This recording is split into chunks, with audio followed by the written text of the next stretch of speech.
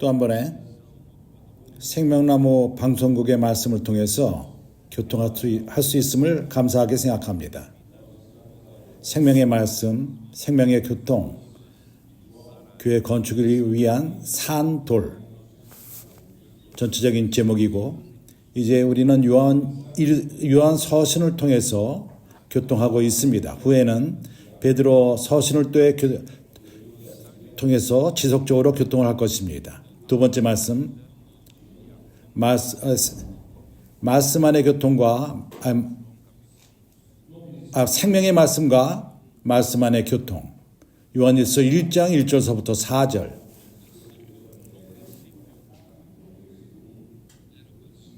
태초에 요한복음에서는 태초에 말씀이 계시니라, 그리고 이 말씀이 하나님과 함께 있었으니 이 말씀은 하나님이시니라고 말했습니다. 복음서에서 요한은 영혼으로부터 교통합니다. 태초에, 그것은 영혼을 말하는 것입니다. 태초에 영혼, 과거에 말씀이 있었고, 말씀이 하나님과 있었고, 말씀은 하나님이십니다. 그러나 이제 요한 서신, 요한 1장에서 태초부터 있는 생명의 말씀에 관하여는 요한복음에서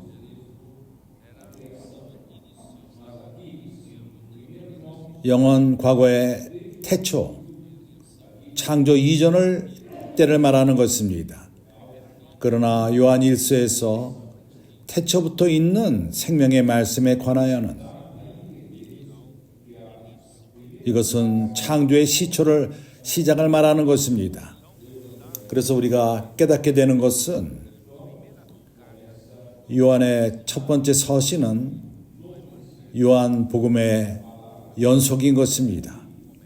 요한복음은 태초에 말씀이 계셨다고 말합니다. 그러나 여기서는 지속적으로 태초부터 있는 생명의 말씀, 요한복음에서 거기서는 계시합니다. 요한이 거기서 계시하는 것은 사람이 하나님의 생명을 영접할 수 있다는 것입니다. 영생을 영접할 수 있습니다. 어떻게 영접하죠?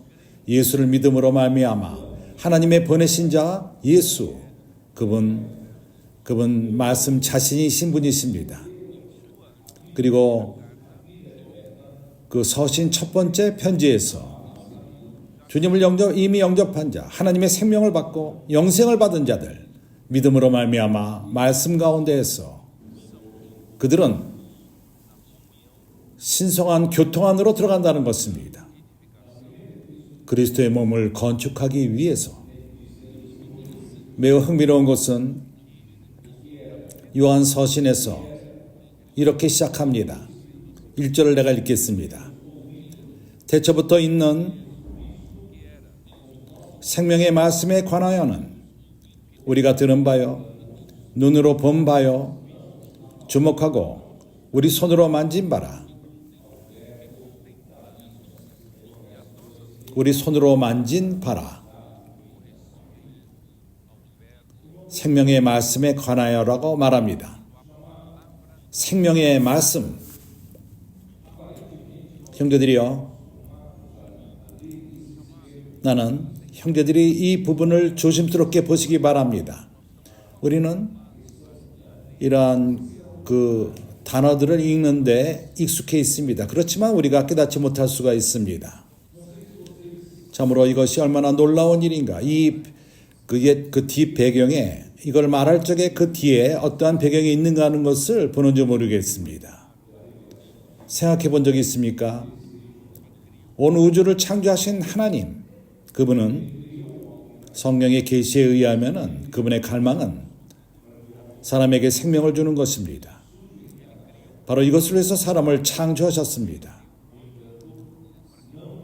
사람을 창조하신 것은 이 땅을 주관하기 위함이었습니다. 그렇기 때문에 사람 스스로 혼자는 하는 것이 아니라 하나님의 생명이 사람 안에서 사람을 먼저 주관하고 그리고 이러한 사람이 이 땅을 생명 가운데 주관하는 것이었습니다. 하나님이 이러한 목적으로 이러한 의도로서 사람을 창조했습니다. 그러나 하나님이 어디 계시죠? 하나님이 누구시죠? 그분은 사람이 거할 수 없는 그것에 거하십니다. 요한복음 1장에서 그분은 이미 말씀하셨습니다. 요한복음 1장 18절을 보십시오. 이렇게 표현합니다. 본래 하나님을 본 사람이 없으되 아버지 품속에 있는 독생하신 하나님이 나타내셨느니라. 보이지 않는 하나님, 어느 누구도 하나님을 본 적이 없습니다. 그러나 우리를 창조하신 하나님, 눈에 보이지 않는 하나님이 그분의 갈망은 그분의 생명을, 영생을 사람에게 주시는 것입니다. 그렇다면 어떻게 사람이 하나님의 생명을 받게 창조된 그 사람이 이 생명을 얻습니까? 그러나 사람은 하나님에게 닿을 수가 없습니다. 그래서 디모데전서 1장 거기서 보여줍니다. 디모데전서 1장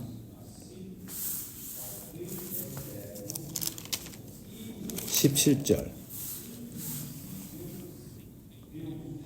만세와 왕 곧 썩지 아니하고 보이지 아니하고 홀로 하나이신 하나님께 존광과 영광이 세세토록 이어지이다. 아멘. 쇠약한 적이 있습니까? 사람에게 생명을 주시는 하나님이 그분의 생명을 통해서 사람에게 그 생명을 주고 그리고 하나님의 통치, 하나님의 나라를 이 땅에 세우시기를 원하십니다. 이 땅에 설치하신 그분의 나라를 통해서 모든 피조물을 주관하기 원하십니다. 하늘과 땅에 있는 모든 것을 주관하기 원하십니다. 다스리기 원하십니다. 그러나 이제 어떻게 하나님의 생명을 받을 수 있죠? 우리가 그것을 볼 수도 없습니다. 왜냐하면 하나님은 보이지 않는 하나님이십니다. 여기서 말하는 것처럼 그분은 보이지 않는 하나님, 유일하신 하나님, 그분이 홀로 계신 유일한 하나님이고 보이지 않는다면 어떻게 우리가 그분에게 닿을 수가 있죠? 우리는 그를 볼 수도 없고 그를 만질 수도 없습니다. 우리는 그분을 만지고 누릴 수가 없습니다. 그렇다면 어떻게 이 그분의 생명을 얻을 수가 있죠? 그리고 디모데전서 6장에서 마지막 장 16절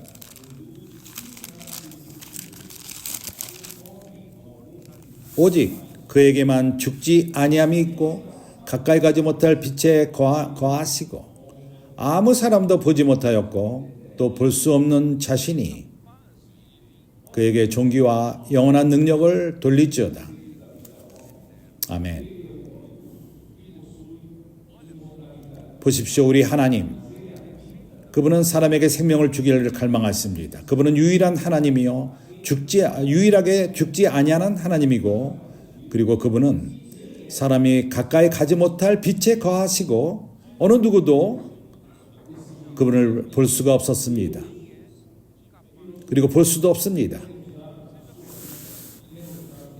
이러한 두 갈래 가운데에서 우리를 창조하신 하나님은 그분의 생명을 우리에게 주길 원합니다. 영생을 우리에게 주길 원합니다. 그렇지만 다른 면에서 그분은 보이지 않습니다. 그래서 사람은 어느 누구도 그분을 볼 수도 없습니다. 왜냐하면 그 사람이 거할 수 없는 빛에 거하시는 하나님이시기 때문인 것입니다. 그렇다면 어떻게 우리가 이 생명을 가질 수가 있죠. 생명에 닿을 수가 있죠. 어떻게 합니까? 하나님께 감사합니다. 왜냐하면 태초에 말씀이 계셨습니다. 참으로 다행인 것은 하나님이 유일하신 하나님, 그렇지만 그분은 삼위일 하나님이십니다. 그분은 아버지시요 아들이시요 또한 그 영이십니다. 그래서 아버지는 사람이 거할 수 없는 빛에 거하시고 어느 누구도 그를 본 사람이 없었습니다. 그러나 어느 날 그분이 사람에게 와닿기 위해서 아버지는 그의 아들을 보냈습니다. 예수 그리스도를 이 땅에 보내셔서 사람이 되게끔 하셨습니다. 사람이 그에게 하나님을 만질 수 있도록, 사람에게 생명을 주기 위해서, 사람에게 영생을 주기 위해서. 그래서 이 하나님의 아들 예수 그리스도, 그는 말씀 자신이 있습니다. 그래서 그는 말씀으로써 사람이 닿을 수 있는 분이 되었습니다. 그리고 사람이 하나님을 영접할 수 있게 되었습니다. 왜냐하면 그를 믿을 적에, 그분의 말씀을 믿을 적에 아버지에게 보내심을 받은 그 아들이 영접하게 되며 영생을 얻게 됩니다. 요한복음 3장 16절.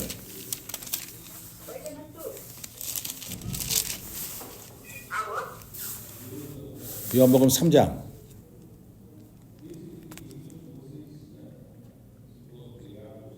'하나님이 세상을 이처럼 사랑하사'.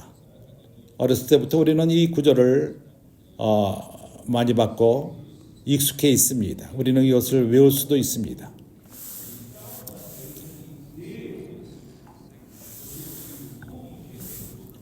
하나님이 세상을 이처럼 사랑하사 독생자를 주셨으니 이는 저를 믿는 자마다 멸망치 않고 영생을 얻게 하려 하심이니라. 그래서 하나님의 은혜로 하나님은 보이지 않는 하나님, 그의 아들을 보내셨습니다. 그는 사람이 되셨고 우리를 위해서 죽으셨습니다. 그분이 죽었을 적에 아버지가 그를 부활시켰습니다. 그리고 그는 진리의 영이 되셨습니다. 다른 보혜사, 생명의 영. 그는 그를 믿는 모든 자에게 들어갈 수 있는 능력이 있습니다. 얼마나 생명의 기적입니까? 오늘날 우리가 복음을 전할 적에 사람이 이 복음을 받아들이고 복음의 말씀을 믿을 적에 이 사람은 다시금 하나님으로 거듭나게 됩니다. 기적이 아닙니까? 이 사람은 말씀을 통해서, 진리의 말씀을 통해서, 우리 구원의 이 복음을 전할 적에 주어지는 진리의 말씀을 통해서, 이것은 에베소 1장에 쓰여 있습니다.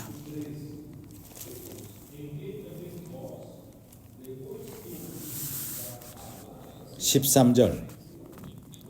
그 안에서 너희도 진리의 말씀,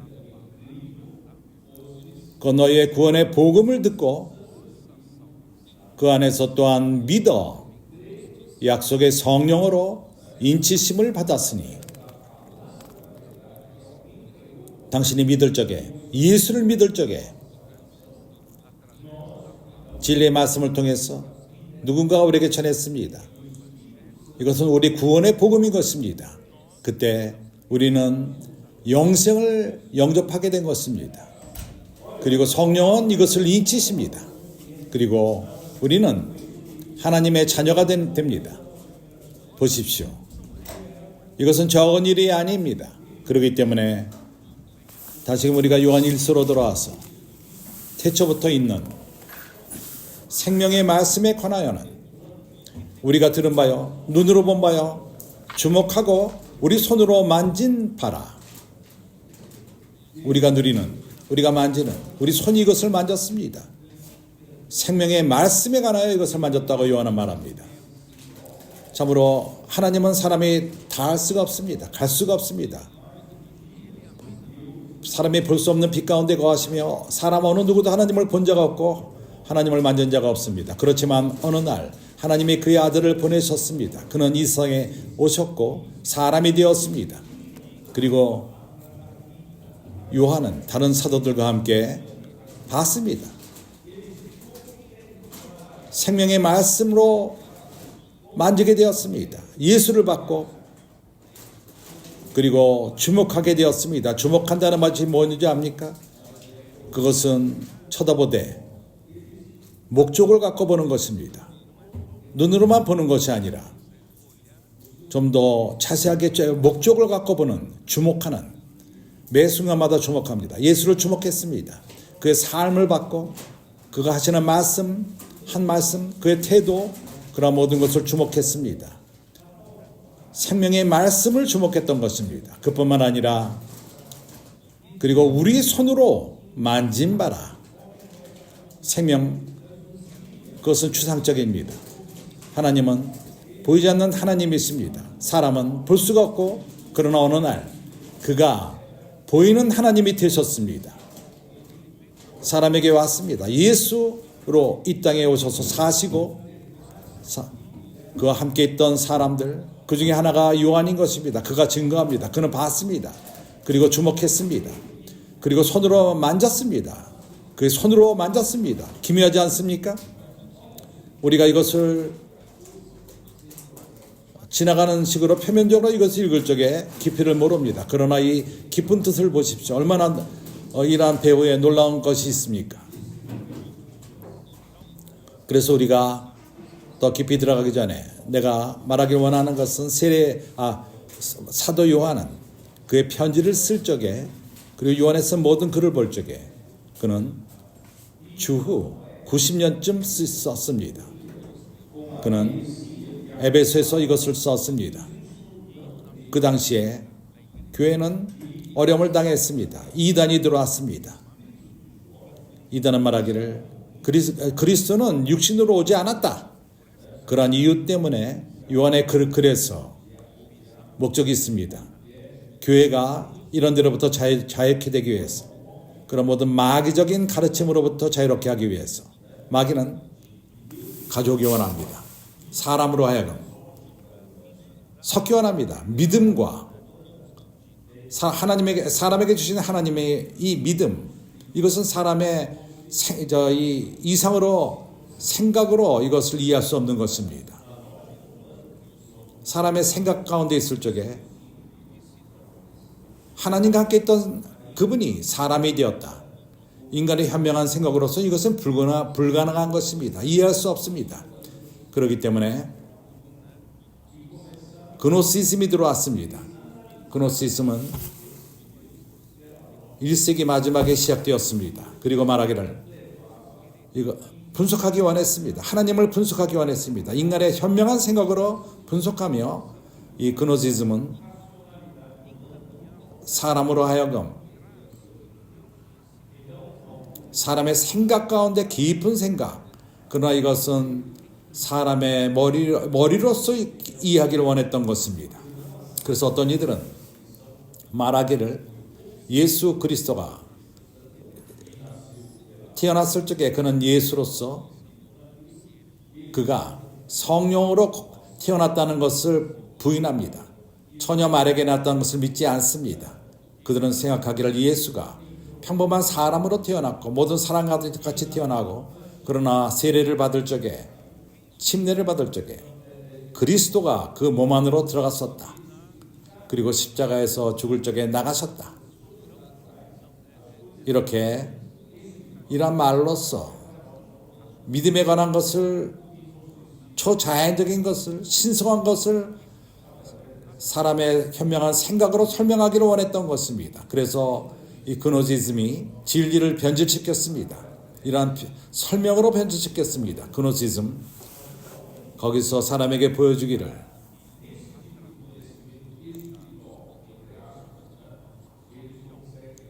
소수만이 이러한 지식 깊은 영적 깊은 것으로 들어갈 수 있다 말하며 그들은 영적인 깨달음, 그 소수가 깨닫는, 많은 사람이 깨닫지 못하는 것, 그러한 자들이 인생의 온전한 삶을 산다. 그러나 이것은 그런 것은 없습니다. 그래서 요한은 말합니다. 글을 썼습니다. 강조를 합니다. 보여주기 원하는 것은 하나님의 일은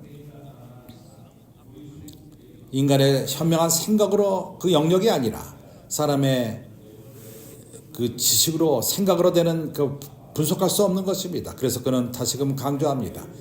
그래서 복음서에서 태초에 말씀이 계시니라. 이 말씀이 하나님과 함께 계셨으니 이 말씀은 곧 하나님이시니라. 그래서 그는 태초에 있었고 하나님과 함께 있었다고 말합니다. 그리고 그 안에 생명이 있었으니 이 생명은 사람들의 빛이라. 그래서 거기서 보여주는 것은 우리가 믿음으로 그분을 영접할 필요가 있다는 것입니다. 말씀을 통해서. 그러나 이제 요한 1서에서는 여기서 보여주는 것은 태초부터 있는 생명의 말씀에 관하여는 우리가 들은 바요, 눈으로 본 바요, 주목하고 우리 손으로 만진 바라. 우리가 주목하고 우리 손으로 만진 바라. 생명의 말씀에 그렇다고 말합니다. 2절을 보십시오. 이 생명이 나타내신 바 된지라. 이 영원한 생명을 우리가 보았고, 어떻게 생명을 보죠? 생명을 어떻게 봅니까? 여기서 말하는 것은 누굴 말하는 것입니까? 생명이 누구입니까? 예수입니다. 우리 주 예수 그리스도, 그분은 생명이십니다. 생명 자체입니다. 그리고 그를 증거하여 너에게 전하노니. 사도 요한은 이 생명의 말씀, 생명에 대해서 증거했습니다. 이 생명이 무엇이죠? 영원한 생명인 것입니다. 이는 아버지와 함께 계시다가 우리에게 나타내신 바 된 자니라. 보십시오. 한면으로 사람의 지식으로 끄는 그러한 힘이 있습니다. 진리를 변질시킵니다. 그러나 요한은 우리에게 보여주길 원하는 것이 하나님의 일은 말씀을 영접할 적에, 그리고 그 이 말씀은 인격입니다. 사람입니다. 사람의 생각으로서 이해할 수가 없습니다. 이 사람은 영원한 생명이시고 그는 성육신 하셨고 이 생명은 영원한 생명인 것입니다. 그는 아버지와 함께 계시다가 우리에게 나타나신 바 된 자입니다. 이 생명을 우리가 전합니다. 사도 요한은 말합니다. 내가 바로 이 생명을 전하노라. 말씀을 통해서, 생명의 말씀을 통해서. 그리고 3절은 우리가 보고 들은 바를 너에게도 전함은 너희로 우리와 사귐이 있게 함이니. 우리의 사귐은 아버지와 그 아들 예수 그리스도와 함께 함이라. 우리의 사귐은 아버지와 그 아들 예수 그리스도와 함께 함이라. 그래서 이러한 생명의 말씀을 전하는 목적은 사도 요한이 전하는 것은 겉으로 볼 적에 그냥 말씀인 것 같지만은 많은 사람들이 하나의 그 말씀 말하면은 교통의 수단이라고 생각합니다. 그러나 요한이 말하는 말씀은 다릅니다. 요한이 전하던 그 말씀은 생명의 말씀인 것입니다. 바로 생명 자신인 것입니다. 영원한 영생인 것입니다. 왜 그렇죠? 어떻게 우리가 그것을 인정할 수 있죠? 이 말씀이 생명이요 영원한 생명이라는 것. 그래서 이런 말씀을 받는 자가, 이 말씀을 받고 믿는 자들은 이끌림을 받습니다. 생명의 교통 안으로 이끌림을 받습니다. 몸의 교통 안으로 들어갑니다. 몸의 지체가 됩니다. 생명을 받아들일 적에 몸의 지체가 됩니다. 몸의 지체가 되어서 생명의 흐름 가운데 있게 됩니다. 이러한 교통은 먼저 사도화합니다.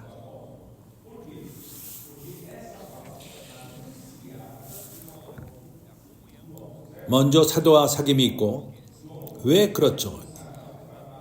이 말씀은 사도를 통해서 사도 요한을 통해서 전해졌기 때문인 것입니다. 요한은 통로로 쓰임을 받고 생명의 말씀을 전한 것입니다. 그가 전한 말씀은 생명 자신이요 영원한 생명 자신인 것입니다. 그것을 받는 자는 참여하게 됩니다. 교통이라는 것은 참여한다는 것입니다. 그것을 영접한 자는 생명의 흐름 안으로 참여하게 되는 것입니다. 그렇기 때문에 말씀을 전한 자와 함께 교통하게 되는 것입니다. 그래서 요한은 말합니다. 이 교통은 아버지와 그 아들 예수와 함께 함이라. 나는 생명의 근원도 아니고 근원은 아버지와 아들 영원한 생명이시다. 하나님이 이것을 사람에게 주길 원한다. 얼마나 기묘합니까? 우리는 멀리 있었습니다. 하나님의 생명부터 멀리 있었습니다. 떨어져 있었습니다. 우리는 보이지 않는 하나님에게 갈 수가 없었습니다. 그러나 어느 날 갑자기 하나님은 그의 아들을 보내셨습니다. 그 생명 자신이 사람에게 생명의 말씀이 사람에게 영생을 주었고 그리고 사람들이 그 생명을 받고 사람이 주목하고 만진 바 되었고 그를 믿는 자는 영생을 얻게 된 것입니다. 멸망을 받지 않고 영생을 받게 되는 것입니다. 보십시오. 얼마나 하나님이 이런 것을 얼마나 놀라운 것을 우리에게 준비하셨습니까? 그렇기 때문에 이 말씀, 이란 표현, 생명의 말씀이라는 표현, 그것은 오로지 여기서만 표현됩니다. 요한 1서에서만 봅니다. 1장에서 봅니다. 1절에서 봅니다. 이 표현, 생명의 말씀, 생명의 말씀, 이것이 의미하는 것은 오로지 여기서만 이 구절만 이것을 말합니다. 생명의 말씀, 그것은 인격입니다. 이 생명의 말씀은 그리스도 자신이 있습니다. 빌립보서 2장 16절에서 뭐라고 말하죠? 여기서도 생명의 말씀을 말합니다.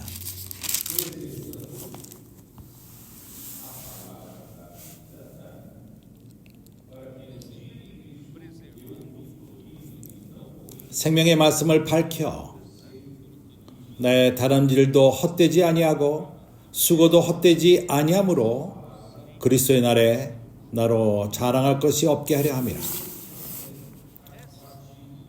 이 말씀, 생명의 말씀, 헬라어로서 거기에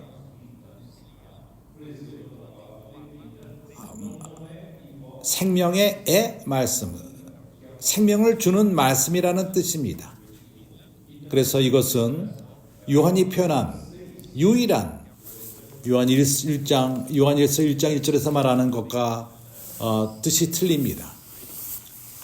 그리고 요한복음 6장 68절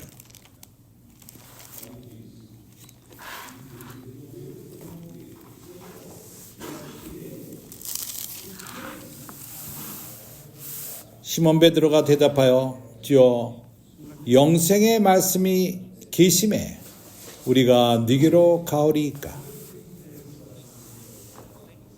당신에게 영생의 말씀이 있다고 말했습니다. 이것 또한 요한일서 1장 1절에서 말하는 것과 차이점이 있습니다. 거기서는 여기 생명의 말씀 말했죠. 인격 한 사람을 말합니다. 그러나 그리스도에게 영생의 말씀이 있다는 그 표현할 적에 여기서 이 말씀은 레마입니다. 로고스가 아닙니다. 영생의 말씀, 당신이 말하는 것이, 당신이 신원하는 것은 영생의 말씀을 전한다는 표현인 것입니다. 그래서 여기서 말할 적에 그리스도는 생명 말씀 자신인데 그분이 말할 적에 영생의 말씀을 저희들에게 말씀했다는 것입니다. 요한일서 1장 1절에서는 이 한 사람을 말합니다. 인격을 말합니다. 그러나 여기서는 제자들에게 영생의 말씀을 전했다는 것입니다. 이렇게 요한일서 1장 4절에서 대체 말씀이 계셨고 그 안에 생명이 있었고 생명은 사람들의 빛이라. 여기서도 동일합니다. 그래서 요한일서 1장 1절에서 영생의 말씀은 바로 그리스도 자신을 말하는 것입니다. 영생의 말씀은 생명 자신이요 영원한 생명인 것입니다. 이것을 하나님이 사람에게 주길 원하는 그런 영생인 것입니다. 그래서 요한은 그리스도를 어떠한 아이디어로 전하지 않습니다. 이상으로 전하지 않습니다. 많은 사람들이 이렇게 생각합니다. 그분이 어떤 사람들에게 사상을 주고 하나님이 생명을 주기를 원하는데 너무 추상적이다. 그렇지 않습니다. 그분은 아주 견고하게 구체적으로 생명, 그것은 인격이라는 것입니다. 생명의 말씀 또한 그 견고한 인격인 것입니다. 요한이 그런 체험이 있었습니다. 실질적인 체험, 개인적으로 체험이 있었고 친근한 체험이 있었습니다. 우리가 들은 바요, 눈으로 본 바요, 주목하고 우리 손으로 만진 바라. 이것이 뭘 말하죠? 요한은 주님과 함께 계셨고 그의 귀로 들었고 그의 눈으로 봤고 그리고 그것을 증거했습니다. 예수가 바로 말씀, 생명의 말씀 자신이라는 것. 그는 예수가 생명의 말씀이라는 걸 정했을 뿐만 아니라 그는 또한 전합니다. 증거합니다. 바로 예수가 바로 생명의 말씀이라는 것을 전했습니다.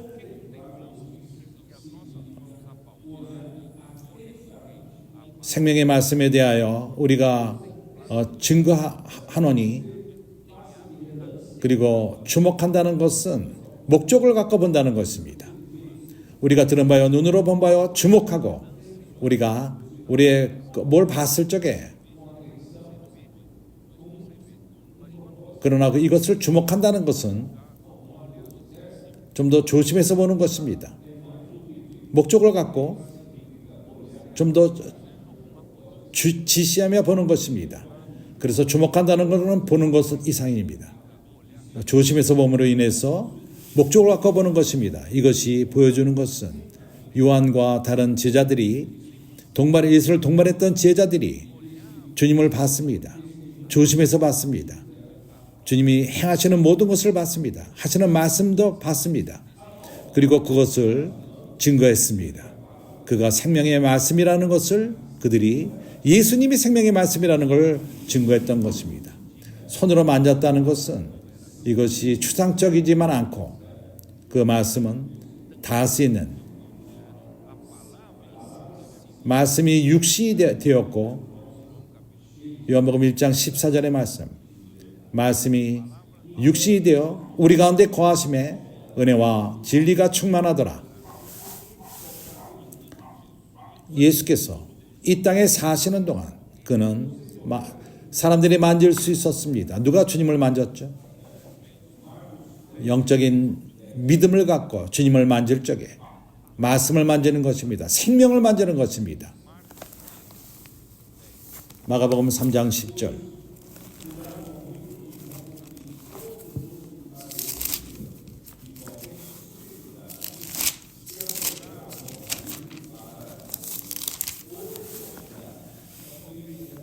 이는 많은 사람을 고치셨으므로 병에 고생하는 자들이 예수를 만지고자 하여 비끈히 함이더라.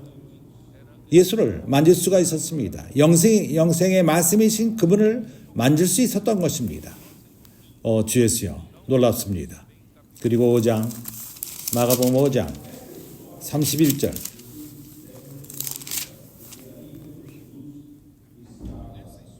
이러한 스토리 우리는 알 필요가 있습니다. 예수께서 거기서 큰 군중이 그를 둘러쌌습니다. 쫓아다녔습니다. 24절은 말합니다. 이에 그와 함께 가실새 큰 무리가 따라와서 에워싸 밀더라. 그때 한 여인 12해를 혈류증으로 앓는 한 여자가 있어. 이 여자는 많은 그 의사를 거쳤습니다. 의원으로 많은 괴로움을 받았고 어느 누구도 그녀를 도울 수가 없었습니다. 그래서 예수의 소문을 듣고 그로 갔습니다. 그러나 군중을 봤을 적에 그의 옷을 만졌습니다. 예수의 옷을 만진 것입니다. 28절 이는 내가 그의 옷에만 손을 대어도 구원을 얻으리라 하밀러라. 이에 그의 혈류 근원이 곧 마름에 병이 나은 줄을 몸에 깨달으니라. 예수께서 그 능력이 자기에게서 나간 줄을 곧 스스로 아시고 무리 가운데서 돌이켜 말씀하시되 누가 네 옷을 되었느냐 하시니 제자들이 여짜오되 무리가 에어싸우는 것을 보시며 누가 내게 손을 대었느냐 물으시나이까 하되 거기서 한 사람만이 주님을 만졌습니다. 군중이는 만지지 않았습니다. 오로지 한 사람만이 생명을 만진 것입니다. 누가 나를 만졌느냐? 그것 주님이 부터 둘러보시고 그 여인은 두려워했습니다. 그리고 주님 앞에 무릎을 꿇었습니다. 본인이 만졌다고 말한 것입니다. 그때 예수께서 말하기 따라 내 믿음이 너를 구원하였으니 평안히 가라. 내 병에서 놓여 건강할지니라. 여기서 우리에게 보여주는 것은 예수는 바로 영생 자체이십니다. 하나님의 생명 자체입니다. 그는 거기에 계셨고 만질 수 있는 분이었습니다. 예수는 만질 수 있습니다. 그리고 믿음이 있다면 그분에서부터 생명을 얻을 수가 있는 것입니다. 그러나 그분께서 죽으시고 부활하신 다음에 그는 지하들에게 부활의 몸으로 나타나셨습니다. 그때에도 만질 수가 있었습니다. 요한복음 20장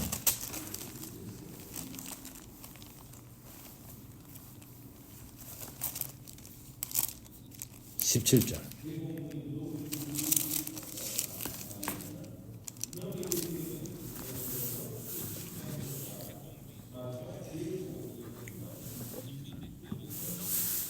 마리아에게 하시는 말씀인 것입니다. 예수께서 이르시되 나를 만지지 말라. 내가 아직 아버지께로 올라가지 못하였노라. 너는 네 형제들에게 가서 이르되 내가 내 아버지 곧 너희 아버지 네 하나님 곧 너희 하나님에게 올라간다 하라 하신대. 그래서 막달라 마리아는 주님을 봤을 뿐만 아니라 부활하신 주님을 봤을 뿐만 아니라 주님이 나를 만지지 말라고 말했습니다. 왜냐하면 아직 아버지께로 올라가지 않았기 때문에 부활하면 먼저 아버지께로 올라갈 필요가 있었습니다. 27절 주님께서 제자들에게 먼저 나타나신 바 되었고 그러나 도마는 믿지를 않았습니다. 주님이 오신 것을 믿지 않았습니다. 그래서 보지 않으면 믿지 못하겠다. 그래서 주님은 다시 한번 기회를 준 것입니다. 8일 후에 다시금 나타나서 27절에 도마에게 이르시되 내 손가락을 이리 내밀어 내 손을 보고 내 손을 내밀어 내 옆구리에 놓아보라. 그리하고 믿음 없는 자가 되지 말고 믿는 자가 되라. 형제들이여, 예수는 부활 이후에 아직 만질 수 있는 분이셨습니다. 그분은 오순절 이후에는 더 이상 나타나지 않았습니다. 성령이 부어졌고 교회가 산출된 후로는 육신으로 나타나지 않았습니다. 그래서 우리가 깨달을 수 있는 것은 주님은 우리가 만질 수 있는 분이십니다. 오늘날 우리가 만질 수 있습니다. 그분의 말씀을 통해서 우리가 만질 수 있는 것입니다. 하나님의 말씀이 올 적에 우리 가운데 그런 말씀이 주어질 적에 우리는 그분의 임재를 만질 수가 있습니다. 그러나 이제는 그 영을 통해서 하는 것입니다. 우리 손을 사용해서 만지는 것이 아니라 우리의 영을 통해서 만지는 것입니다. 제 아들은 실제적으로 손으로 만졌습니다.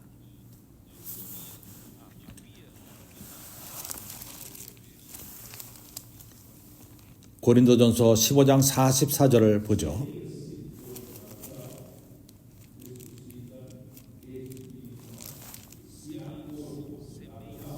육의 몸으로 심고 영의 몸으로 다시 사나니 육의 몸이 있은즉 또 신령한 몸이 있느니라.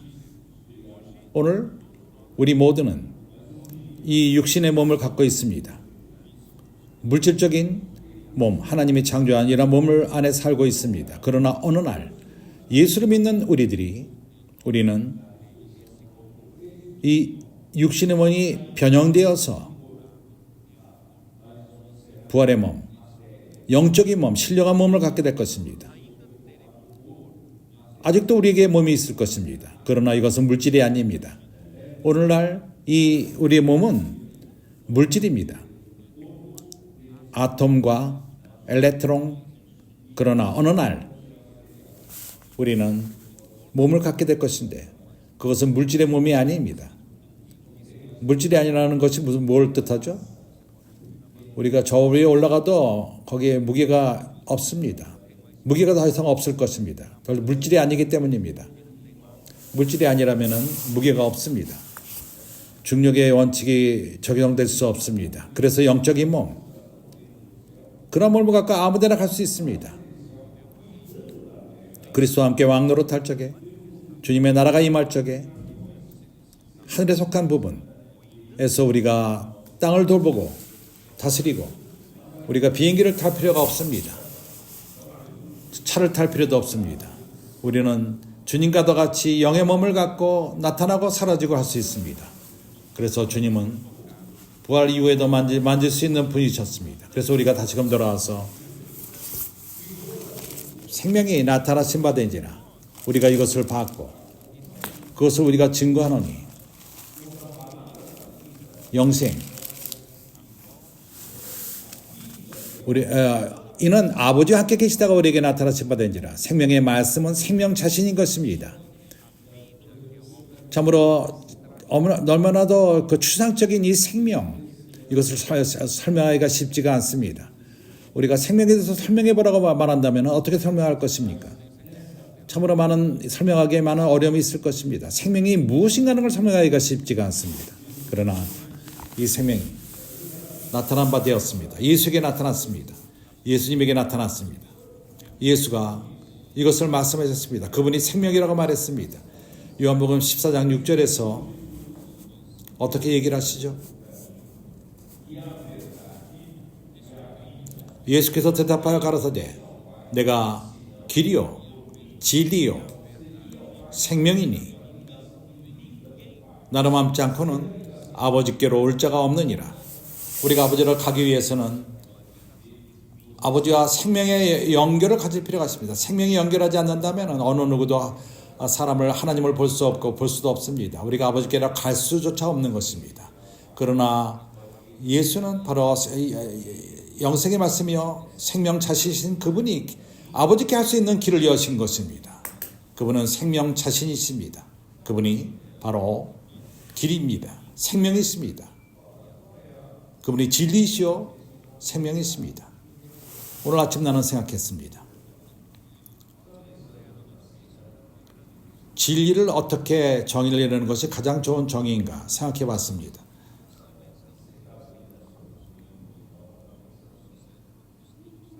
약간 좀 우리가 여기서 벗어나서 형제들과 함께 교통할 적에 나는 생각했습니다. 진리를 어떻게 정의를 내릴 것인가? 어느 누구도 진리를 정의를 내리지 않습니다. 진리를 정의하는 것은 태초부터 있으신 분이 태초부터 있는 하나님만이 있었다면 거기 하나님이 계셨다면 하나님만이 진리가 무엇인가를 정의내릴 수가 있습니다. 그렇지 않습니까? 진리가 무엇이죠? 태초에 우주 안에 아무도 없었습니다. 하나님만이 있었습니다. 그렇다면 진리가 누구입니까? 하나님만이 진리이십니다. 그렇지 않습니까? 태초부터 있는 자가 바로 근원입니다. 그래서 그는 유일하신 참 하나님이십니다. 그리고 그리스도는 진리이십니다. 이 진리는 그리스도는 진리일 뿐만 아니라 그분은 생명이십니다. 사람에게 생명을 주기 위해서 어느 날 그러기 때문에 그분은 이 땅에 오셨고 사람에게 생명을 주신 것입니다. 내가 약간 밖으로 좀 나왔다 다시금 돌아옵니다. 그래서 주 예수여 영생 요한복음에서 요한복음 3장 16절을 이미 읽었습니다. 이러한 영생이 사람에게 가까이 왔고 다 믿을 적에 받을 수가 있습니다. 그렇게 사람이 갈 수 없었던 그 하나님, 사람이 거할 수 없는 그 빛에 거하시던 하나님이 그분이 사람에게 이렇게 생명을 영접할 수 있도록, 예수를 믿기만 하면 영접할 수 있도록 이런 모든 것을 준비하셨습니다. 생명의 말씀, 영생의 말씀, 이것이 이 생명이 이 땅에 왔습니다. 그를 믿기만 하면 되는 것입니다. 요한복음 3장 15절 거기서 뭐라고 말하죠?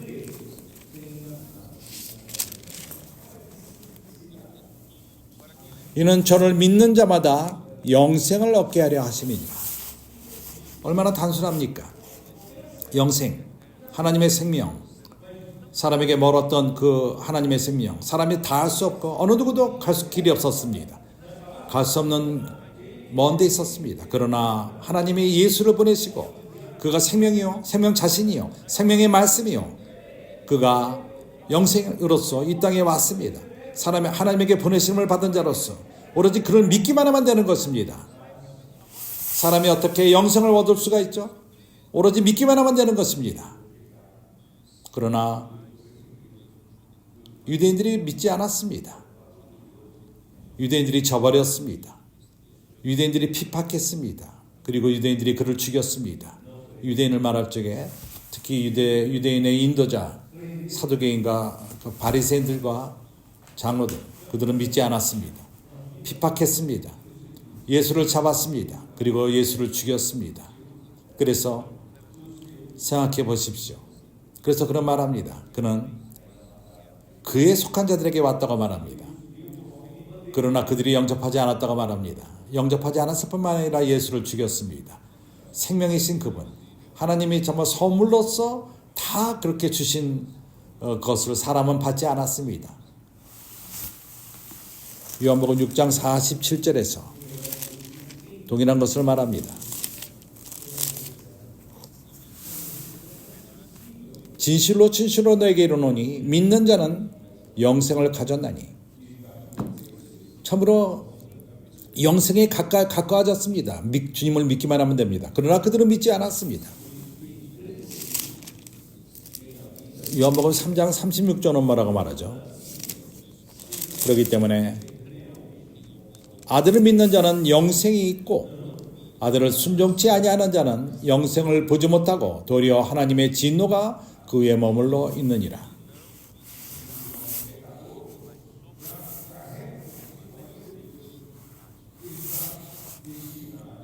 그렇습니다. 죄인인 사람이 하나님의 진노를 갖고 다닙니다.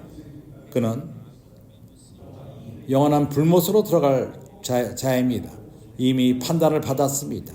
오로지 판정만이 나면 됩니다. 그러나 모두가 하나님 눈으로 볼 때 죄인이었습니다. 그렇지만 믿는 자, 이러한 하나님의 분노로부터 구원함을 받습니다. 영원히 멸망으로부터 구원을 받습니다. 반대로 영생을 얻습니다. 그리고 사람은 바보스럽습니다. 생명을 받지 않고 생명을 핍박하고 그리고 생명을 죽였습니다. 그래서 얼마나 우리는 주님을 찬양할 필요가 있습니까? 우리에게는 이렇게 가까우신 분이십니다. 생명은 가깝습니다. 그리고 우리는 영생의 말씀을 누립니다. 그 생명의 교통을 하고 있습니다. 좀 더 우리가 이것을 가치를 둡시다. 우리 가운데 있는 이 생명은 참으로 가치를 우리가 둘 필요가 있습니다. 우리가 받은 말씀, 이 생명을 가져오는 말씀, 생명의 흐름을 통하는 흐름을 잇는 것을 귀하게 여길 필요가 있고, 우리가 이러한 그 생명의 교통 가운데 사는 것, 교회 생활하는 것, 이것은 하나님의 선물인 것입니다. 이러한 교회 생활이 있지 않다면 우리가 어디 있겠습니까? 어디 있을 것입니까? 우리가 할 수 있는 가장 좋은 것은 어떠한 누릴 수 있는 그러한 그룹에 가는 것입니다. 그러나 우리는 이러한 기묘한 교회 생활을 갖고 있습니다. 그렇기 때문에 사랑하는 형제들이여, 생명의 말씀, 생명과 영생 자체, 그것은 그리스도 자신입니다. 믿고 영접하고 말씀을 영접한 자는 아버지가 보낸 아들을 믿는 것이고 영생을 얻게 되며 하나님의 자녀가 됩니다. 요한복음 1장 12절 13절 한번 보죠. 자기 땅에 오매 자기 백성이 영접지 아니하였으니 12절을 먼저 읽겠습니다. 내가 지금 말한 바로 그것입니다. 10절서부터 그가 세상에 계셨으며 이 생명의 말씀 세상에 있었습니다. 세상은 그로 말미암아 지은 바 되었으되 세상이 그를 영접하지 아니하였고 자기 땅에 오매 자기 백성이 영접지 아니하였으나 여기 자기 백성이 누구죠? 유태인들을 말하는 것입니다. 유태인들이 하나님의 백성들이었습니다. 그는 하나님의 백성에게 그분이 먼저 오셨습니다. 그러나 그들이 영접하지 않았습니다. 그래서 12절 우리가 이해할 수 있습니다. 영접하는 자 곧 그 이름을 믿는 자들에게는 하나님의 자녀가 되는 권세를 주셨으니 이는 혈통으로나 육종으로나 사람의 뜻으로 나지 아니하고 오직 하나님께로서 난 자들이니라. 형제들이여, 우리는 어떠한 하나님에게 양자들이 아닙니다. 우리가 하나님의 양자들이 된 것이 아닙니다. 우리는 하나님으로부터 난 자들입니다. 하나님으로부터 산출된 자들인 것입니다. 그래서 우리는 하나님으로부터 났습니다.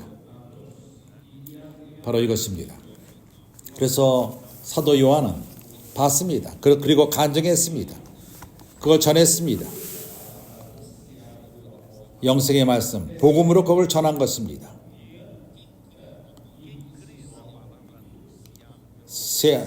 사도 요한이 전한 말씀을 영접한 자, 그는 생명을 얻고 하나님의 자녀가 됩니다. 그뿐만 아니라 그리스도 몸의 지체가 됩니다. 영접된 그 말씀, 사도가 전한 말씀을 영접한 그 말씀, 사도가 말씀을 신원한 것입니다. 그래서 그 말씀을 듣는 자는 생명의 교통 안으로 들어갑니다. 우리는 이것을 가치로 둘 필요가 있습니다. 하나님께 감사합니다. 내가 행한 모든 것은 나에게 칭찬이 있을 수가 없습니다. 오로지 이 말씀을 듣고 믿고 받은 것을 우리가 이럴 적에 생명의 교통 안으로 들어갑니다. 기묘하지 않습니까? 주 예수여. 그렇기 때문에 형제들이여,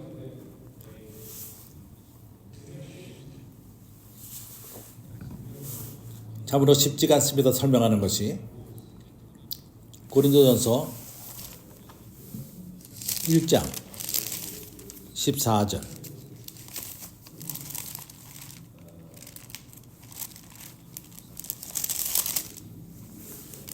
고린도전서 1장 17절 바울은 말합니다. 그리스도께서 나를 보내심은 세례를 주게 하려 하심이 아니요 오직 복음을 전케 하려 하심이라. 복음이 무엇이죠? 복음을 전한다는 것은 그리스도를 영생으로 전하는 것입니다. 이것이 참된 복음인 것입니다. 바울이 전한 복음이 어떠한 복음이었죠? 우리가 복음을 전할 적에, 바울이 복음을 전할 적에 말의 지혜로 하지 아니함은 그리스도의 십자가가 헛되지 않게 하려 함이라. 내가 이걸 어떻게 형제들에게 설명할지 모르겠습니다. 우리가 깨달아야 되는 것은 오로지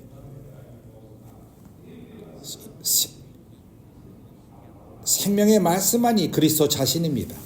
사실을 말하자면 예수 그리스도의 계시, 말씀의 근원이 그리스도인 말씀, 이 말씀, 바로 이것이 바로 생명의 말씀인 것입니다. 이것이 영생의 말씀인 것입니다. 내가 어떻게 설명할지 모르겠지만 어떻게 내가 차이점을 둘지 모르겠습니다.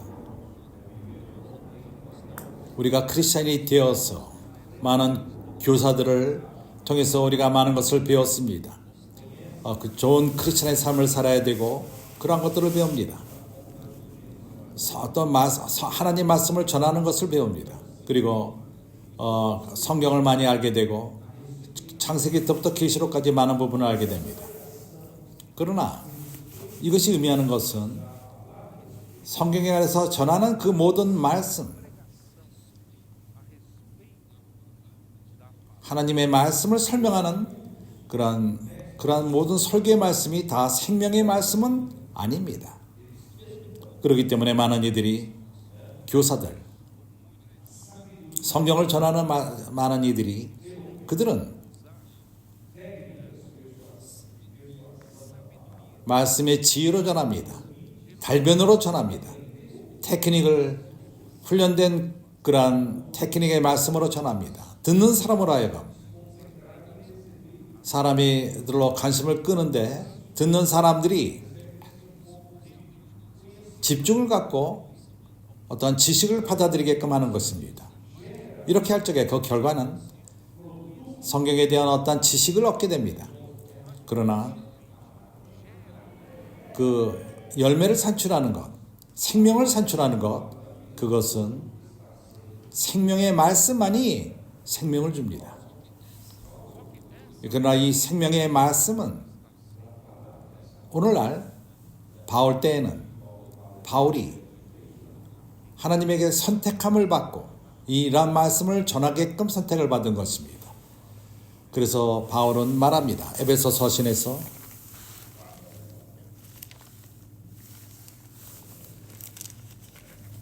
3장, 바울이 어떻게 말하죠? 8절, 오직 성도 중에 지극히 작은 자보다 더 작은 나에게 이 은혜를 주신 것은 측량할 수 없는 그리스도의 풍성을 이방인에게 전하게 하시고,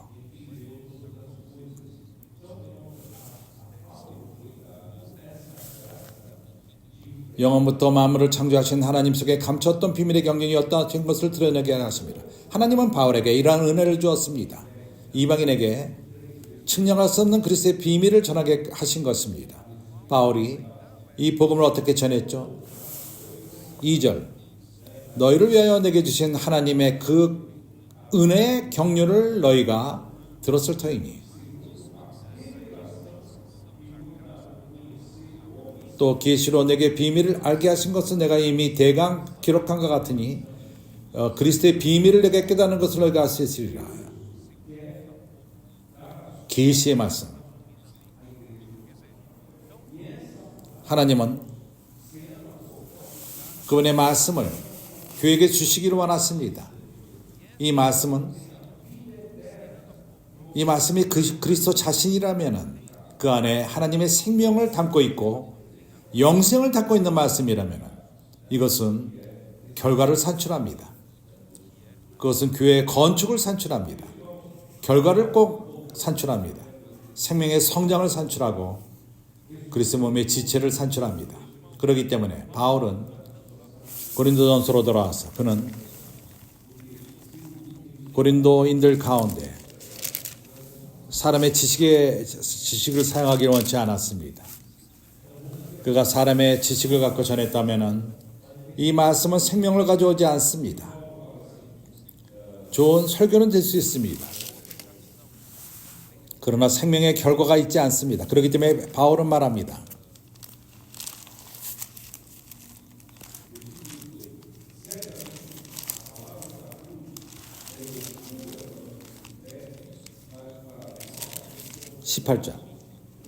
십자가의 말씀.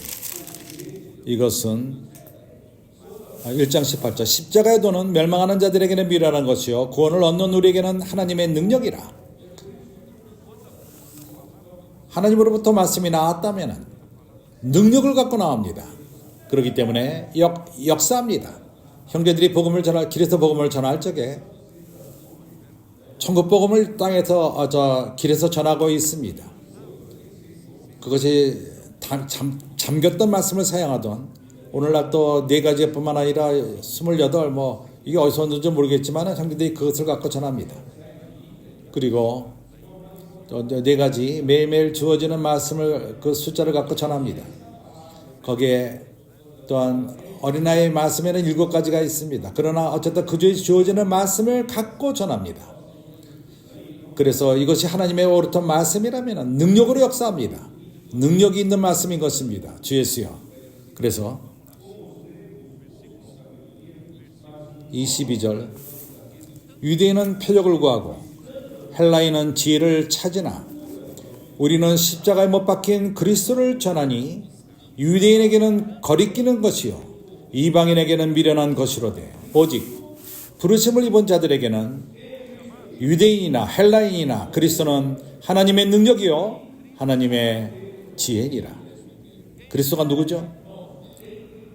하나님의 능력입니다. 그리고 하나님의 지혜이신 것입니다. 형제들이요, 우리는 그리스도를 전할 필요가 있습니다.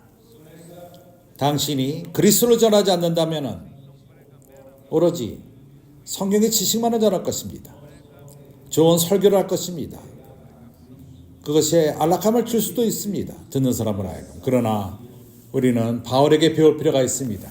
그리스도를 전할 필요가 있습니다. 하나님의 능력이요 하나님의 지혜인 것을 전할 필요가 있습니다. 그래서 바울은 이렇게 말합니다. 2장 1절 형제들아 내가 너에게 나아가 하나님의 증거를 전할 때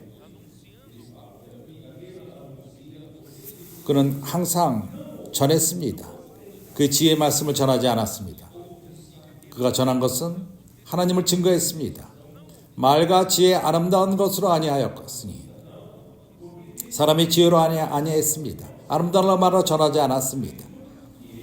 아름다운 그런 말씀이 아니었습니다. 내가 너희 중에서 예수 그리스도와 그의 십자가에 못 박힌 것 외에는 아무것도 알지 아니하기를 작정하였습니다. 내가 너희 가운데서 거할 때 약하며 두려워하며 심히 떨어노라. 내 말과 내 전도함이 지혜 권하는 말로 하지 아니하고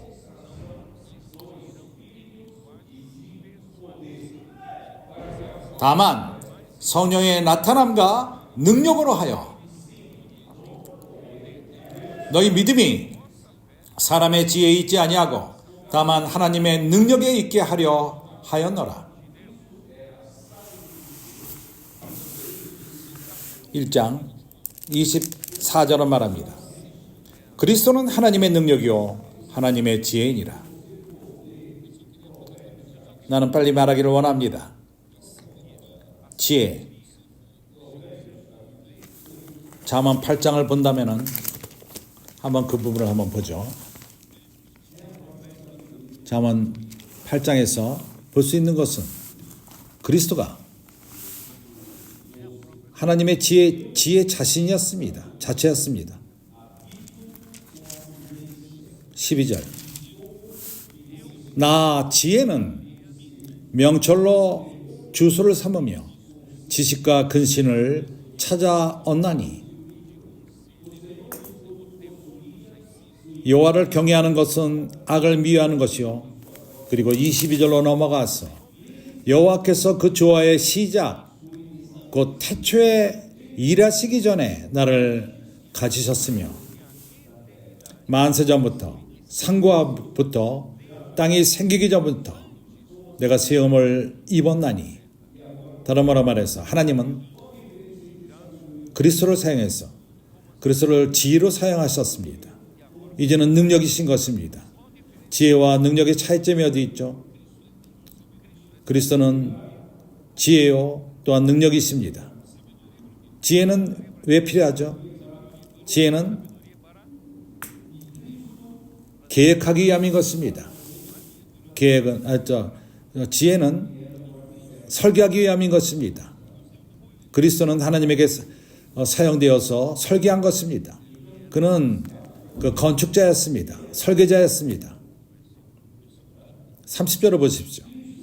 내가 그 곁에 있어서 창조자, 건축자, 설계사가 되어 그리스도는 하나님의 설계사였습니다.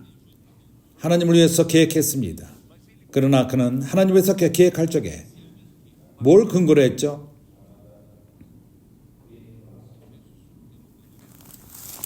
에베소 1장에 설명하기 힘든 말씀이 있습니다. 그 기쁘신 뜻, 하나님은 모든 걸 행하셨습니다. 그의 기쁘신 뜻대로 행하신 것입니다. 베네플라시토, 기쁘신 뜻. 하나님은 그분을 기쁘게 하는 것이 있습니다. 그분의 갈망, 그분에게는 하나님의 갈망이 있습니다. 우리가 기억합니까? 다윗이 한숨을 쉴 적에,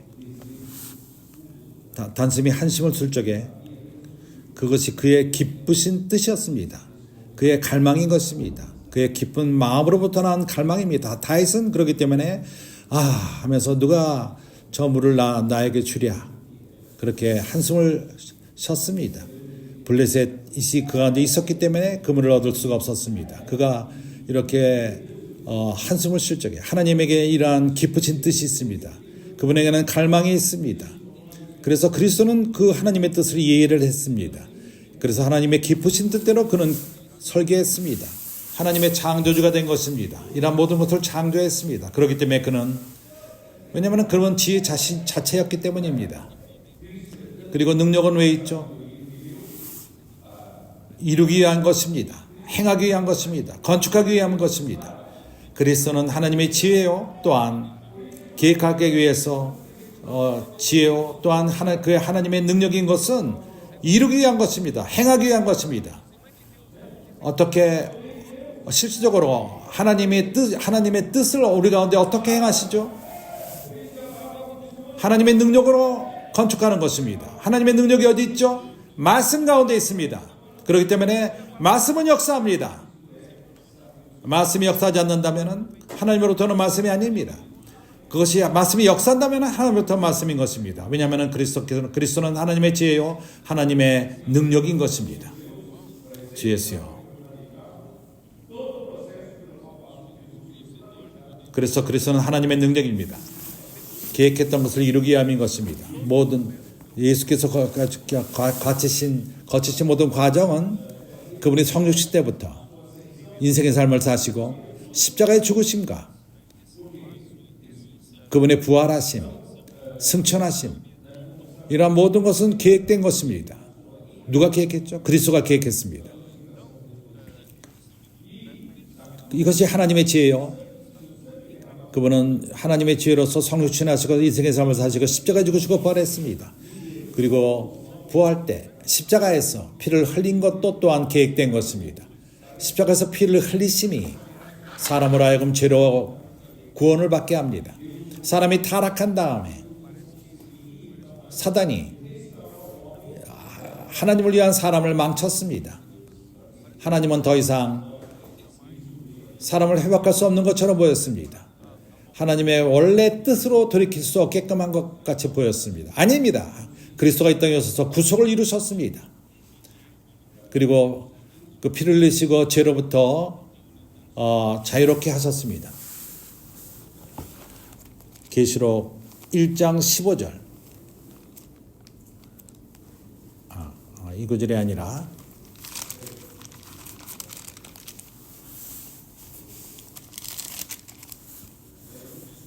에베소서 1장 7절.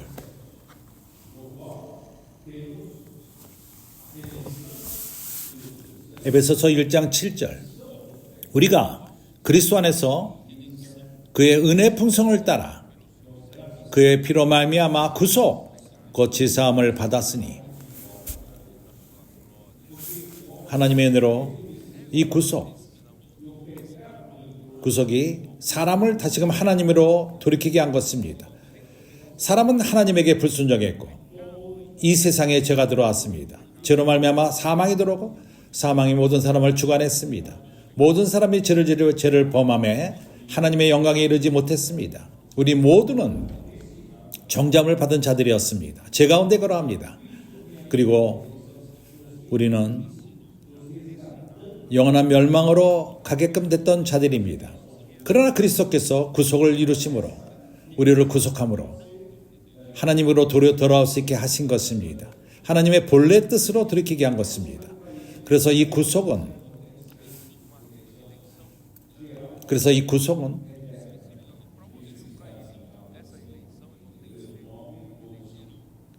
일반적으로 영원토록 모든 사람을 위한 구속인 것입니다. 히브리서 9장 12절. 뭐라고 말하죠? 염소와 송아지 피로 아니하고 오직 자기 피로 영원한 속죄를 이루사 단번에 지성소에 들어가셨느니라. 하나님의 은혜로서 하나님을 위해서 그분이 우리를 사셨습니다.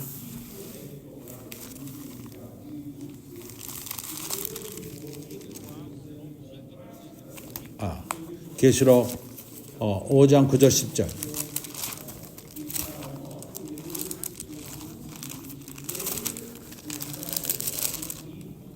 새 노래를 노래하 가로되 책을 가지사 그 인봉을 띠시어 합당하시도다. 일찍 죽음을 당하시고 그 족속과 방언들과 백성과 나라 가운데서 사람들을 피로 사신 하나님께 드리리니 저희가 우리 하나님 앞에서 나라와 지장을 삼으셨으니 저희가 땅에서 왕노릇하리라. 하나님이 그분의 창세기 3장에서 가졌던 첫 번째 의도대로 이 땅을 그분이 사람을 통해 다스리는 그러한 일, 결론적으로 주님이 하신 구속의 일을 통해서 이러한 일이 가능하게 된 것입니다. 그렇기 때문에 오늘날 우리는 하나님의 나라와 제사장이 되어서 땅에서 왕노릇하게 되는 것입니다. 이러한 모든 것이 하나님이 계획하신 것입니다. 바로 하나님의 지혜, 그리스도가 계획한 것입니다. 그리스도는 또한 가장 높은 곳으로, 이것은 에베소 1장에 있습니다. 주 예수요. 형제들이 알기 때문에 내가 찾을 필요도 없습니다. 어느 아이들이 압니다. 하나님의 비밀의 뜻이 무엇이죠? 바로 그 뜻의 비밀을 우리에게 알리셨으니 곧 그 기쁘심을 따라 그리스도 안에서 이것이 하나님의 기쁘신 갈망인 것입니다. 그분에게는 갈망이 있습니다. 그분에게 기쁨을 주는 것이 있습니다. 그분이 원하시는 것입니다. 그래서 그리스도께서 이것을 계획했습니다. 그리고 그리스도는 오늘날 교회와 함께 이것을 이루고 있습니다. 그래서 그 뜻의 비밀을 우리에게 알리셨으니 기쁘심을 따라 그리스도 안에서 때가 찬 경륜을 위하여 예정하신 것이니 하늘에 있는 것이나 땅에 있는 것이 다 그리스도 안에서 통일하게 하려 하심이라. 하나님은 그리스도를 다시금 모든 것의 머리가 되게끔 하십니다. 그가 통치할 것입니다. 모든 것을 통치할 것입니다. 다스릴 것입니다. 이를 위해서 교회가 또 이것을 동역할 필요가 있습니다. 그래서 22절은 말합니다. 그 마음을 그 발 아래 복종하게 하시고, 그 전에 19절서부터 그의 힘의 강력으로 역사하심을 따라 믿는 우리에게 베푸신 능력이 지극히 크심이 어떠한 것을 너에게 알게 하시기를 구하노라. 그 능력이 그리스도 안에서 역사하사 죽은 자들 가운데서 다시 살리시고 하늘에서 자기의 오른편에 앉히사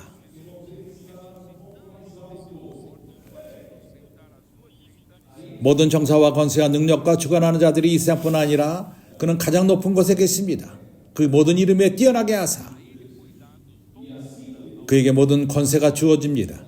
하늘과 땅에 있는 모든 것 위에 그리스도 이것을 얻으셨습니다.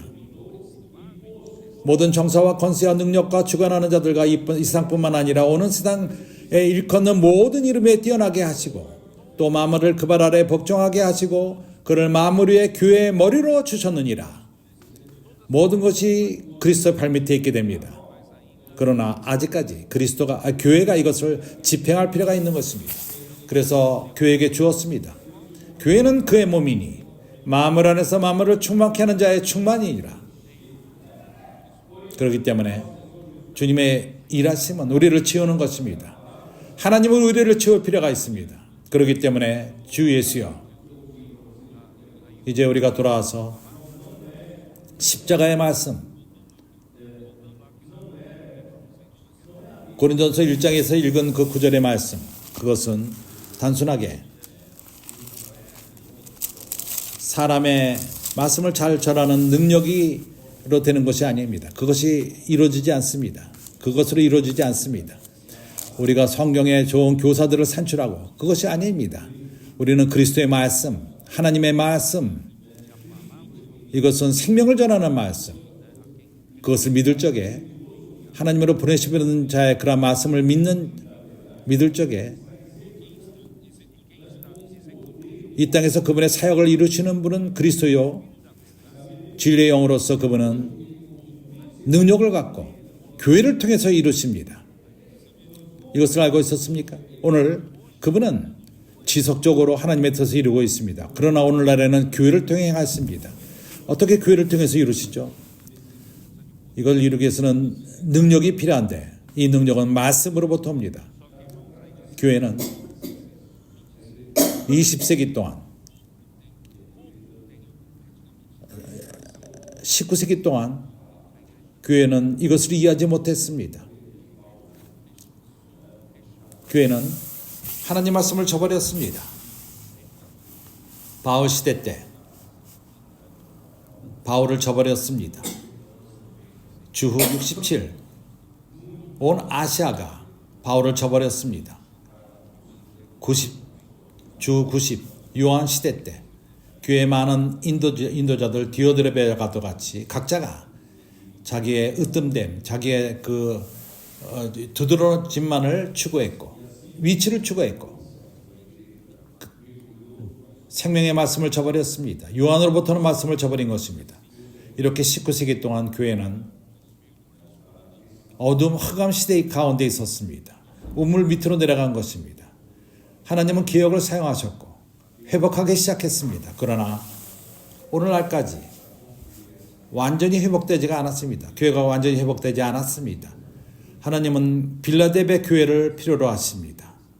이 시대를 끝내기 위해서 빌라델베 교회는 적은 능력을 가진 자들입니다. 우리에게는 능력이 없습니다. 능력은 어디에 있죠? 하나님의 일을 행하기 위한 능력이 어디 있습니까? 말씀 가운데 있습니다.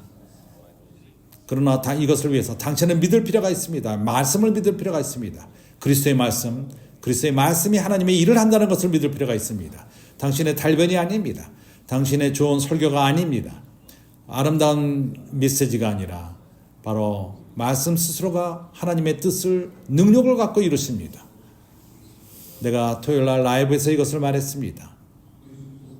우리는 하나님의 은혜로서 작은 양무리들입니다. 소수들입니다. 그래서 우리는 빨리 일할 필요가 있습니다. 우리는 CRP를 채울 필요가 있고 CRP를 일으키고 많은 일꾼들을 산출할 필요가 있습니다. 주님의 필요를 우리가 충족시키고 천국 복음을 전하고 온 사람들이 거하는 땅에 전할 필요가 있습니다. 그래서 우리는 이제 하나님은 상파울의 새로운 CRP 장소를 허락했습니다. 이번 목요일날 우리가 이것을 개최할 것입니다. 그리고 건소인들을 많이 산출할 것입니다. 준지아에 가까운 것입니다. 이 장소를 얻었습니다. 우리는 이미 로레나 CRP가 있고 우리는 거기서 로레나는 계속 지속적으로 산출할 것이고 여기서 또 새롭게 산출할 것입니다. 우리는 시간마다 우리가 주말에 CRP에 거칠 필요가 있습니다. CRP의 그러한 분위기 안으로 들어갈 수 있도록 이렇게 하는 것이 무엇이죠? 바로 우리는 빨리 하나님의 뜻을 이루기 위해서 천국 복음을 온 땅에 전하기 그런 목적으로 이런 모든 일을 행하는 것입니다. 이 일을 위해서 우리는 하나님 말씀과 경쟁하지 마십시오. 하나님의 뜻을 이루는 인간의 지혜를 갖고 경쟁하지 마십시오. 우리 메시지를 갖고 우리의 설교를 갖고 우리는 오로지 집중하고 믿고 이 말씀이 하나님의 일을 행한다는 것을 믿고 어떻게 우리가 아프리카에서 우리가 하나님의 일을 행할 수가 있죠? 어떻게 우리가 이 사역을 부룬디로 가져갈 수 있죠? 저 아프리카 중앙공화국 콩고에 어떻게 이런 말씀을 가져갈 수 있죠? 복음을 전할 수 있죠? 까마롱 어떻게 이 사역을 할 수 있습니까? 하나님의 은혜로 우리 능력으로 되는 것이 아닙니다. 우리는 유일하게 필요한 것이 우리가 권세를 온전케 할 적에 권서인들이 말씀을 잘 전하는 사람이 될 필요가 없습니다.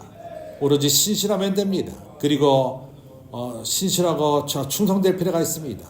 하나님 말씀을 신실하게 전하면 됩니다. 그래서 바울은 디모데전서 2장 2절에서는 디모데에게 말합니다. 디모데야 나로부터 들은 바를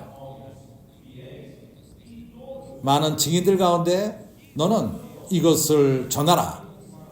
신실한 자들 그리고 충성된 자들에게 다른 사람들에게 또 전할 수 있게 하노라. 여기서 말하기를 네가 말씀을 잘 전하자라고 말하지 않습니다. 신실한 자, 신실함이 뭘 말하죠? 그것은 들은 말씀을 그대로 전하는 것입니다. 신실하게 전하는 것입니다. 한 선지자가 하나님 말씀을 신실하게 전하기 원한다면 신명기 18장 18절에 말하는 것처럼 너희 가운데 일으키는 이 선지자는 내가 그 입에 내 말을 둘 것이다. 그는 내가 그 입에 둔 말씀, 명령한 그 말씀을 전할 것이다. 선지자는 자유함이 없습니다. 그가 원하는 것을 마음대로 전할 수가 없습니다. 아름다운 것이랄지라도 전할 수가 없습니다. 하나님이 명령한 것을 전할 필요가 있습니다. 생각해 보십시오. 이 선지자가 전할 것입니다. 계시록 1장 1절에 이해한다면 그가 뭘 전합니까? 하나님의 종들에게 전합니다. 이 그룹의 종들이 거기에 디모데가 그 안에 포함되어 있습니다. 그래서 바울은 말합니다. 하나님은 나는 신실하게 하나님이 나에게 전하라고 계시를 내가 전한다. 너도 이제 똑같이 신실하게 바로 이것을 전하라.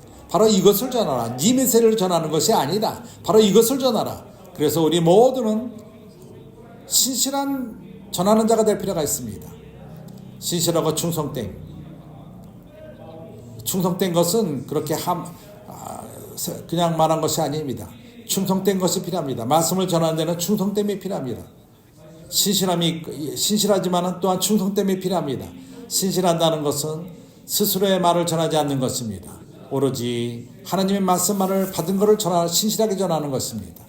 그러나 충성된 것은 아주 정직하게 사역의 말씀을 자기 사역을 위해서 쓰는 것이 아닙니다. 다른 의도를 갖고 전하는 것이 아닙니다. 신실하다는 것은, 신실하고 충성된 것은 바로 사역의 말씀을 갖고 자기 유익을 위해 전하는 것이 아닙니다. 유익을 위해서, 돈을 벌기 위해서, 명성을 위해서, 야망을 위해서, 명성을 위해서, 이런 것을 위해서 하는 것이 아닙니다. 우리는 여기 말하는 것처럼 이것이 생명의 말씀이요, 이 생명의 말씀을 내가 전하노니 영생의 말씀이니까 이것은 또한 영생의 교통을 가져옵니다. 바로 이것이 주님을 다시 모셔오는 말씀인 것입니다. 우리가 이러한 교통 가운데 있습니다. 그렇기 때문에 우리 각 사람이 바로 겸손하게 일을 합시다. 우리가 어느 누구를 높이지 않고 일을 합니다. 왜 그렇죠? 이 능력은, 주님의 일을 하는 능력은 우리 것이 아닙니다. 하나님으로부터 옵니다. 이 말씀은 능력이 있습니다. 하나님의 일을 행합니다. 그렇기 때문에 결론적으로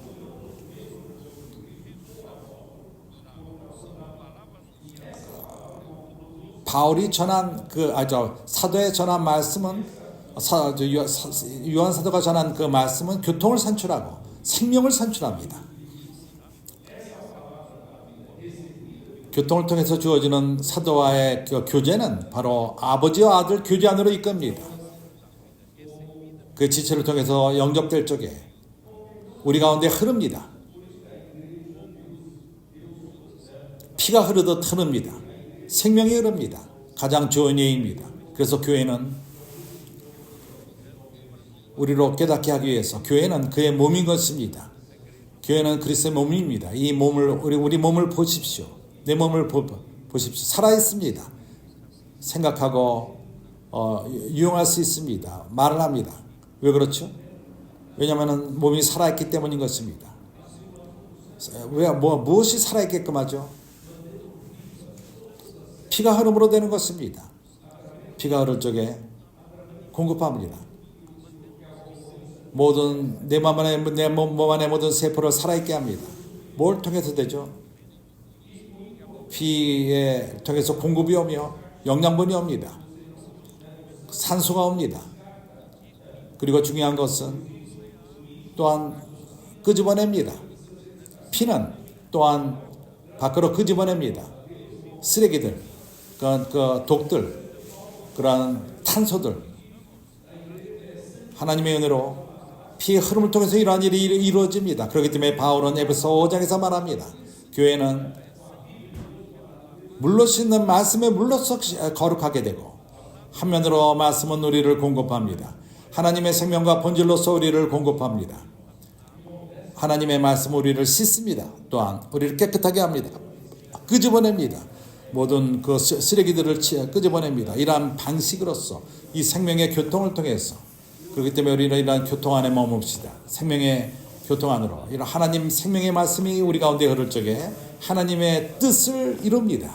나는 말합니다. 우리는 참으로 궁극적으로 마지막 이러한 길을 우리가 얻었습니다. 교회가 빌라델비아가 되는 길, 그 이기는 자들을 산출해서 주님을 모셔오는 교회. 그래서 초기 때부터 하나님은 이러한 기초를 뒀지만은 교회를 이해하지 못했습니다. 사도행전 2장 42절에서 그러한 본을 보였습니다. 사도의 가르침과 그 안에 교통함. 사도의 가르침이 무엇이죠? 그것은 사도를 통해서 오는 그러한 생명의 말씀인 것입니다. 그들이 그 가운데서 머물 적에 그 가운데서 이 말씀 가운데 교통을 합니다. 이 교통이 뭘 뜻하죠? 그것은 생명의 흐름을 말합니다. 생명의 흐름이 우리 가운데 그 말씀 가운데 교회 얘기를 하며 시와 참여와 신령한 노래로 화답하고 우리 가운데 그리스도의 말씀이 풍성히 거하게 되는 것입니다. 그리고 서로 격려하며 가르치고 훈계하고 우리가 이렇게 할 적에 말씀이 우리 가운데 흐르게 됩니다. 이건 적은 일이 아닙니다. 우리가 소그룹을 형성해서 서로 교통할 적에 적은 일이 아닙니다. 우리는 이제 생명이 흐르게끔 하는 것입니다. 우리 가운데 흐릅니다. 주 예수요. 이것이 뭘 산출하죠? 사도행전 2장에서 정상적인 교회 생활을 산출합니다. 그리고 우리 가운데에서 세상을 끄집어냅니다. 그들은 자유롭게 됩니다. 돈으로부터 자유롭게 됩니다. 그들은 공동으로 생활을 했습니다. 자기 것이라고 말하지 않았습니다. 재산에 대해서 그렇게 했습니다. 사도 발밑에 재산을 두었습니다. 그들은 자유롭게 된 것입니다. 하나님의 참 제사장의 실제를 갖고 왕같은 재앙으로 산 것입니다. 이 세상에서 오늘날 교회 생활 가운데에서 이러한 실제가 우리 가운데 있습니다. 우리에게는 천국의 실제가 있습니다. 다시 말합니다. 교회는 천국의 실제입니다. 천국에 나타난 천년왕국 동안 이러한 실제가 오늘날 이미 일어나고 있습니다. 우리에게는 생명의 말씀을 통한 흐름이 있습니다. 그럴 적에 그리스도가 통치하게 됩니다.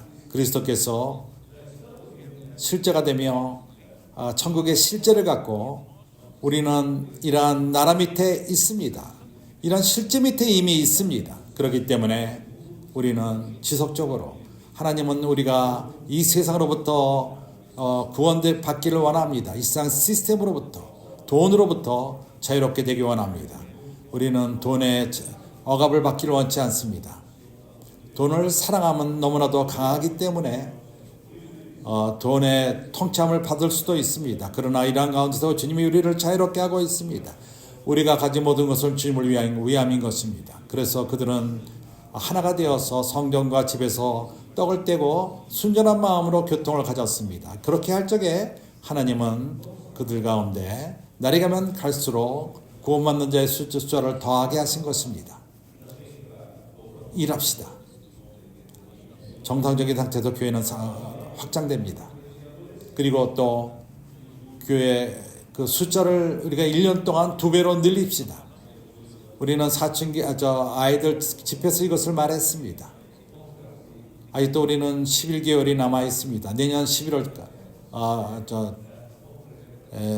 7월까지 우리가 사람들을 교회로 데려옵시다. 그들을 돌봅시다. 천국 복음을 길에서 전합시다. 그리고 돌봅시다. 모두를 하나님을 섬기게끔 합시다. 그리고 하나님 말씀을 가까이 따를 수 있도록 우리가 사춘기 아이들을 이용하고 하나님이 우리에게 주신 선물인 것입니다. 하늘로 더 내리는 아침 이슬입니다. 사춘기 아이들을 사용해서 그들은 우리의 그 캡틴이고 또한 엔텐덴 그 나이 먹은 형제들도 모두가 합력하여서 온 교회가 하나가 되어서 복음 전하는 영을 갖고 우리가 모든 곳에 가서 복음을 전합시다. 오늘날 우리는 내가 뭘 말할 것이라 생각할 필요가 없습니다. 우리 손에 있습니다. 여기 이미 잠길 수 있는 말씀이 있습니다. 아직도 뭔가를 생각합니까? 계획합니까? 여기 4가지 말씀이 매일매일 주어집니다. 기디 말씀에는 28개가 있습니다. 이게 어디서 왔죠? 이 일주일 말씀 전체를 볼 적에 28입니다. 4, 7, 28. 28입니다. 맞습니다. 그래서 일주일 동안 28입니다. 그 하루의 말씀뿐만 아니라 얼마나 기묘합니까? 참으로 우리에게는 적은 능력을 가진 자들입니다. 우리 가운데 일어나는 기적들을 보십시오. 많은 형제들의 대부분이 이제 여기 우리 가운데 있는 형제들이 남아프리카 공항에 가 있습니다. 그리고 10월 달에 800명이 그곳에서 모일 것입니다. 요하네스부르크에서 특별 집회를 갖게 될 것입니다. 하나님의 은혜로서 참으로 빨리 이런 일이 이루어지고 있습니다. 주님이 곧 오실 것입니다. 주님이 돌아오실 수가 있습니다. 세상 상황을 볼 적에 이것을 봅니다. 이 세상 상황은 악한 상태에 있습니다. 무엇인가 일어날 듯한 그러한 상황입니다. 얼마 있어서 강한 자가 나타날 것입니다. 그리고 겉으로 볼 적에 이 땅에 정돈하는 것처럼 보입니다. 성경은 말합니다. 우리가 생각하기를 이제는 평강하다, 안전하다 이렇게 생각할 적에 주님이 이 땅에 평강을 주신 것 같다. 그래서 이 평강을 누립니까? 3년 반만 지나면은 그것이 끝이 날 것입니다. 갑자기 주님이 오신다고 말했습니다. 멸망을 가져올 것이라 말했습니다. 그때 모든 것이 완전히 바뀌어버리고 대환란이 시작될 것입니다. 그러나 오늘날 일을 한 자들, 오늘날 역사한 자들, 인내의 말씀을 갖고 하나님 나라에서 역사한 자들, 우리가 지금 이런 일을 행하고 있습니다.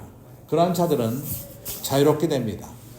그 시험의 때를 면하게 됩니다. 대환란을 면하게 됩니다. 그렇기 때문에 우리에게는 가치가 있습니다. 우리가 열심을 갖고 이 남은 일생 동안 우리 삶을 주님에게 드리고, 내가 여기서 말하는 것은 학교 다니는 형제들이 공부도 하지 말라는 뜻이 아닙니다. 내가 말하는 것은 또한 직장하는 자들이 직장을 버리라는 것도 아닙니다. 이것이 아닙니다. 그러나 우리 모두가 학생이건 일을 하던 건설 일을 하고 우리가 집안일을 할 적에도 우리는 제사장이 될 필요가 있습니다. 우리가 여기 있는 것은 주님을 섬기기 위함인 것입니다. 우리의 일은 말씀을 근거로 합니다.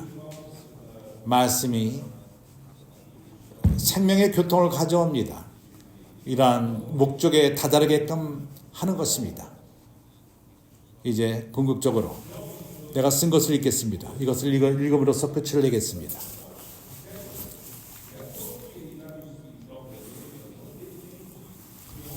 욥기 21장 22절. 종은 교회의 축복은 능력 있는 사람에게 달려있지 않다. 달변에게 달려있지 않다. 그러나 완전히 인도함을 받고 하나님이 이루어나는 말씀의 인도함을 받고 그러한 말씀들을 마음 안에 두는, 내가 저 잠언 22장을 사용하는 것입니다. 욥기 22장. 하나님에게 순종하고 그럴 적에 하나님의 축복이 우리에게 올 것입니다.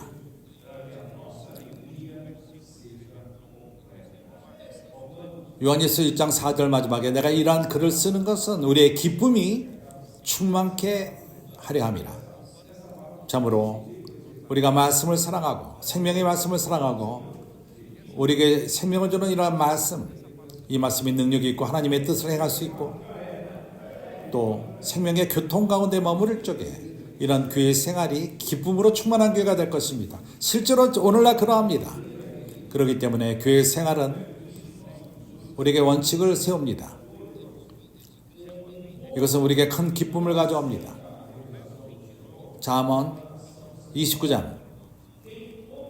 한 백성이 하나님의 예언을 받지 않는 자는 혼돈된 나라를 이룰 것이며 하나님 말씀을 순종하는 자는 행복하리라, 기뻐하리라.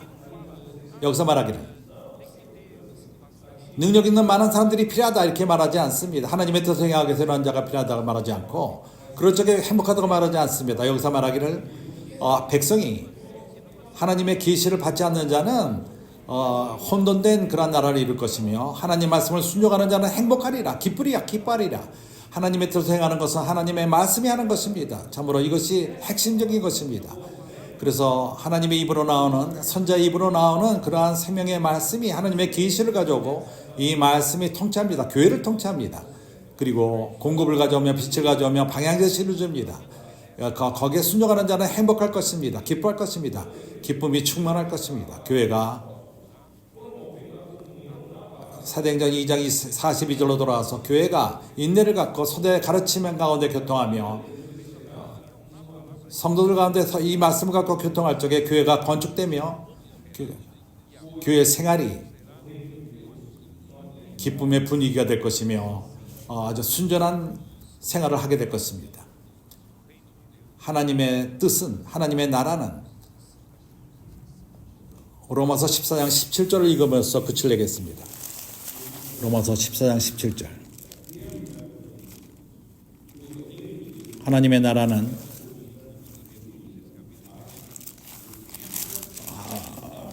교회는 천국의 실제라고 말합니다. 하나님의 나라는 먹는 것과 마시는 것이 아니요 오직 성령 안에서 의와 평강과 희락이라. 이로써 그리스도를 섬기는 자는 하나님께 기쁘심을 받으며 하나님 사람들에게 칭찬을 받느니라.